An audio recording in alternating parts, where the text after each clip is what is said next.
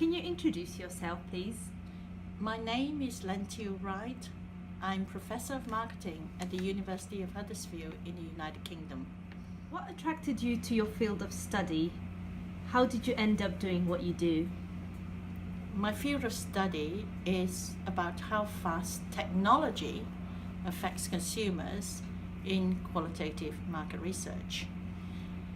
For a long time, I have been very interested in this aspect of technological applications as they relate to consumer aspirations and their motivations for purchasing behavior. So I have started a journal in qualitative market research and have helped to set up the journal of Cogent Business Management, and also written book chapters and papers for journals. What are the current hot topics in your field of research? The growth of the millennials and the centennials really interesting in this field of marketing. The centennials, which we would call the truly first mobile generation, and the millennials are the first digital generation, because these are the people who have been very exposed to the internet and the use of mobile technology, which is very different from what their parents had when the parents were growing up. So technology has been a very great enabler for freedom of expression, individualism. And if you look at the YouTube and the way in which consumers have expressed themselves, you can see that this has an effect on the rise of e-commerce for e-retailing, and also for the consumer-to-consumer economy, which is what we call the C-commerce economy. You are the Editor-in-Chief of Cogent Business Management. Can you introduce the journal to us? This is a truly innovative journal. It has a breadth and depth of scope, and I would say that it is really cross-disciplinary and rich in the ideas. We have 5 sections which are dedicated to accounting, corporate governance and business ethics.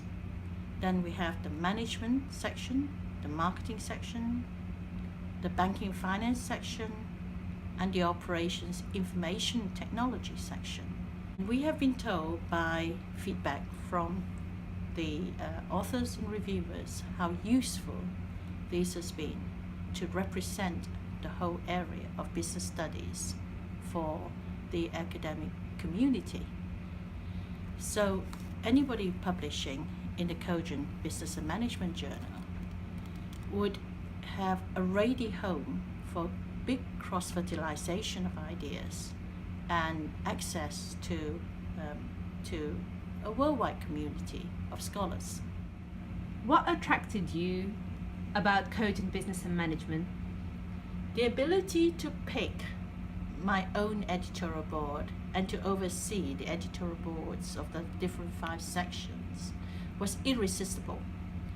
The ability to invite prominent authors, well-known professors in the academic field, and emerging talent.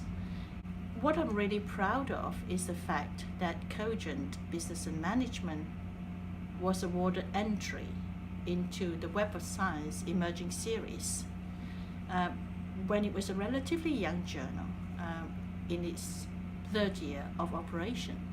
How would you describe your experience as Editor-in-Chief of Cogent Business and Management? It has been a constructive and rewarding one. The review process has to be rigorous, and the dialogue between the reviewers and the editor-in-chief, and between the editor-in-chief and the authors, are very important for the whole process, because sometimes the reviewers want to question what they think authors are trying to do, and wondering why authors don't proofread as much as they should do or structure their papers in the way they should. And sometimes the authors themselves have questions about what reviewers mean when they say they have to improve on certain aspects of their papers.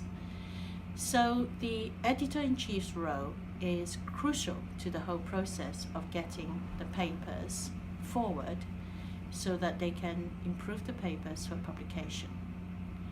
The other point is that some authors have never published before, particularly early career researchers, people who have recently finished doctorates and become academics within universities. And for them, open access is very much a first route to publishing, because they can get their papers out to the world and they can get cited pretty early. I would like to say that it is the professionalism of the Cogent staff that supports the whole process behind the editor-in-chief in driving forward the journal to its successful issues.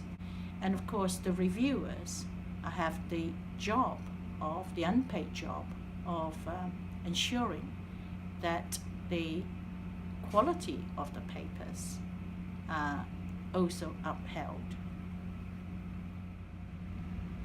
Why do you think someone should choose to publish their next article with Cogent Business and Management? Let me share with you some of the quotes from the authors who found their experiences enriched by publishing with Cogent Business and Management. One of the prominent American professors whose article was published with his co-writers in the first issue of the journal told me that the reason they sent the article to the journal was because they didn't want to be stymied by the word count of the printed journals, which they felt was artificial and constraining. They wanted to show the whole story of the conception and application in terms of the development of their work for the study. Another author said that the publishing cycle was a short one, and it allowed him to reach a global audience and get cited very quickly.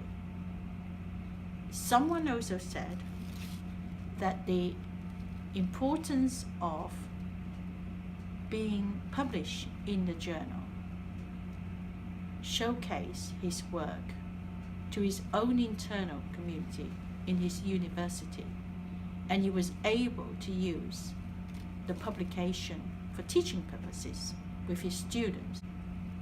And yet another author said that publishing in the journal has been very good because the lack of resources in a third world economy was very restraining, and it was difficult for them to get published in Western journals when they were from an overseas country that was relatively not as developed as the UK. What do you think are the advantages of publishing open access? Open access bridges the gap between our academic aspirations and the scholarly expectations of our research community. It provides freedom of expression across the cultural divide and language barriers between countries. It has an international influence beyond the scope of the geographical boundaries of individual countries.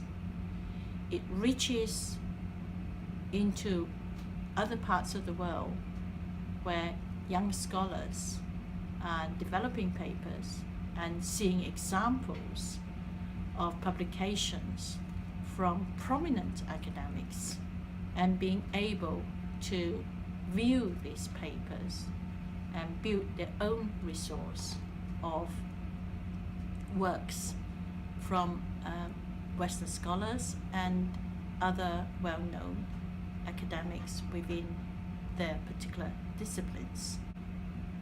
Open access also means that the divisions between the haves and the have-nots in terms of the richer institutions and the poorer colleges and